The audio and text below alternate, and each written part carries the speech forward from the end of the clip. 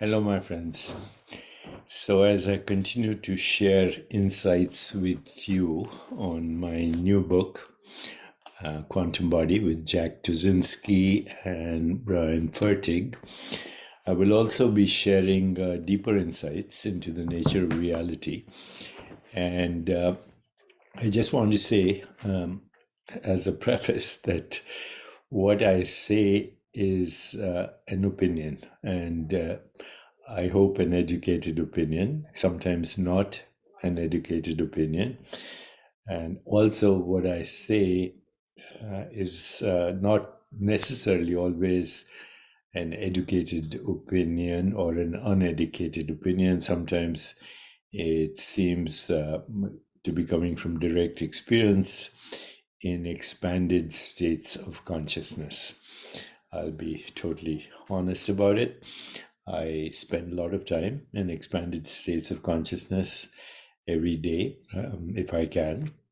I meditate on the mystery of death every day, the mystery of the universe, the mystery of our own existence, and sometimes I get direct revelation, the equivalent of what you might call Shruti and Smriti, and I share it with you. And you might disagree, you might agree, doesn't matter, you might snigger, you might raise your eyebrows, you might get enraged, you might actually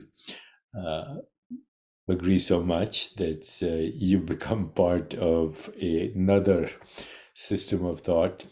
All that is how we operate as humans. So I'm shooting the breeze, and if you like it, good. If you don't, you can, delete.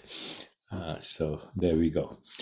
Today, I want to talk about how I believe that the non-local consciousness that we are part of, or the non-local consciousness that we are an activity of, including our body-mind, that non-local consciousness is capable of projecting infinite universes. And all these universes exist right now as entangled possibilities in that non-local domain, singularity, non-local reality, entangled reality, superposition of possibilities, and all of that there is no single universe, but infinite universes. And as body minds, we are entangled in one of them right now, the one that we are experiencing. But as consciousness, we are actually have access to all of them.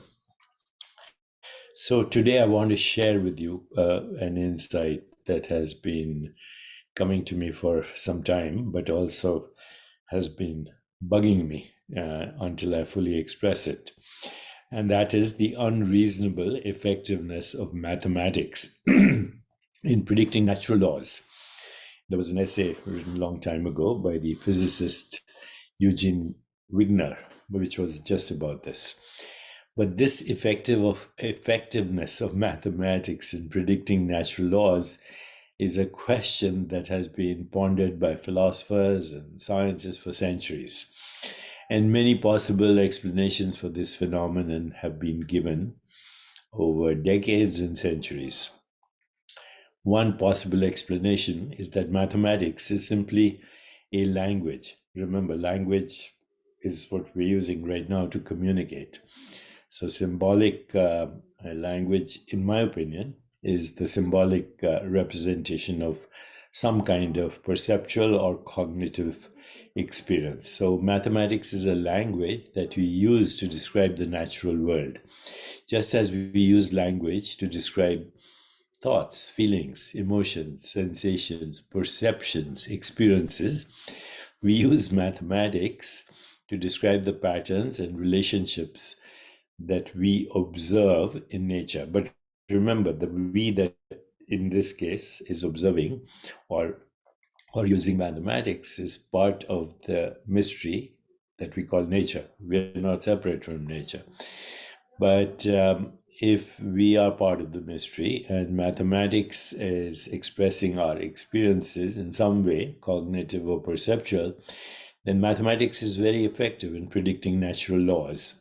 It is simply a way of formalizing the regularities that we experience in nature. So, what are those regularities? They are biological phenomenon. They're biological regularities.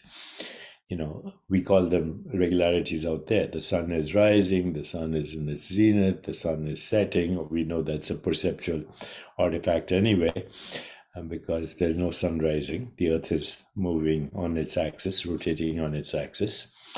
And then, of course, the earth is going around the sun and many other things are happening, but we see the sun rising and setting.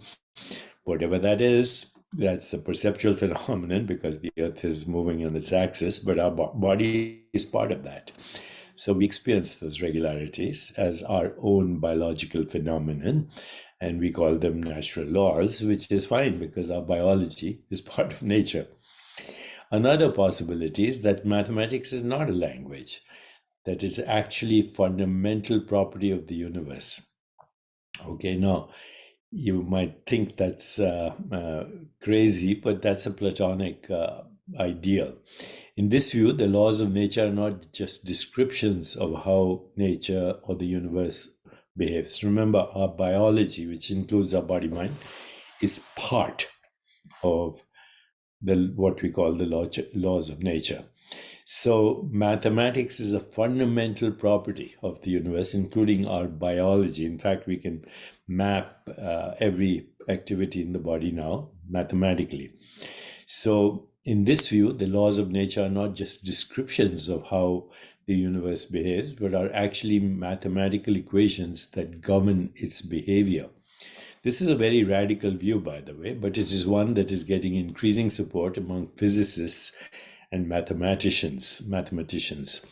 It's also possible that the effectiveness of mathematics in predicting natural laws is a combination of both these factors. So mathematics may be a language that we use to describe the natural world, but it is also a fundamental property of the universe, because that which is describing the universe is also an activity of the universe. This is what we forget. We always think in terms of subject-object split. Whether or not natural laws are mental regularities of existence ultimately becomes a philosophical question, and current scientific models do not support or refute any of these claims. However, if we assume that mathematics is a fundamental property of the universe, then it is possible that natural laws are simply the way our minds perceive mathematical regularities. So here is a bit of a summary. Mathematics is a language of patterns and relationships. The natural world is full of patterns and relationships, as is our body, as is our mind. So it is natural that mathematics would be useful in describing the universe. Mathematics is also very precise, and this means that it can be used to make very accurate descriptions about the natural world and even predict the future evolution of the natural world. But now I'll leave all that aside because I think all these ideas may be wrong. There's no universe. There's no body. These are projections of a non-local consciousness, which is infinite. And these projections are always through a conditioned mind. In human beings, the conditioned mind is cultural, is religious, is philosophical, is scientific, is mathematic. Each of one is a combination of all these, an alchemy of all these conditionings. And those conditionings project the body, mind, and universe as a unified phenomenon, as the alchemy, as I've said, of sensations, images, feelings, and thoughts, which is just consciousness curving back within itself and experiencing itself as that. So, in my opinion, there are infinite universes. Each of them have body minds suited to that universe. The natural laws fit that universe. And each of those body minds is as entangled potentiality in the world of infinite possibilities, which is the singularity from where all these universes emerge. This would be consistent with string theory, multiverses, and all of that.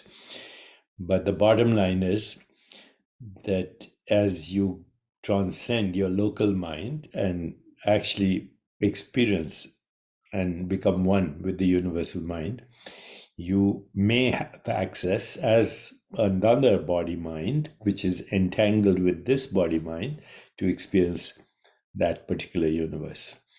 Multiverses come and go in the vast expanse of consciousness, like motes of dust in a beam that's dancing in a beam of light that's shining through a hole in my cave. That's a quote from Yoga Vasishtha. So you as singularity, you as the transcendent non-local being are, in fact, the multiverse and many multiverses.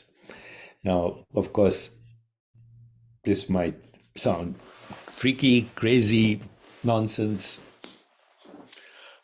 all of that, depending on your worldview. Atheist, religious, philosophical, spiritual, cultural, does not matter. The fact is, whatever you and I say is still an expression of our conditioned minds. Give me your feedback on this. I'm very curious.